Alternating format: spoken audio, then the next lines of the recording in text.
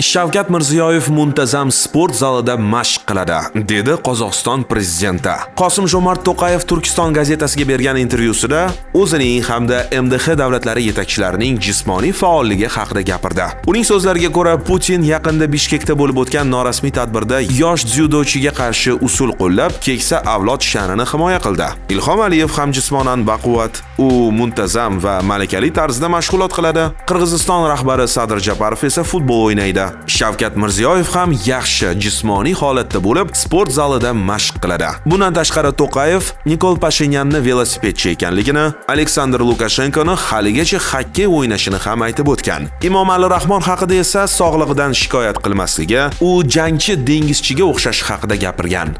Demak, barcha hamkasblarimizning jismoniy holati a'lo darajada, dedi Qozog'iston rahbari. To'qayev shuningdek, o'zi har kuni yoga bilan shug'ullanishini, haftasiga 1-2 marta stol tennisi o'ynashini va yaqinda 9 kilogramm vazn tashlaganini aytdi. Sizcha, siz ham sport bilan shug'ullanib turasizmi? Fikrlaringizni izohlarda qoldiring.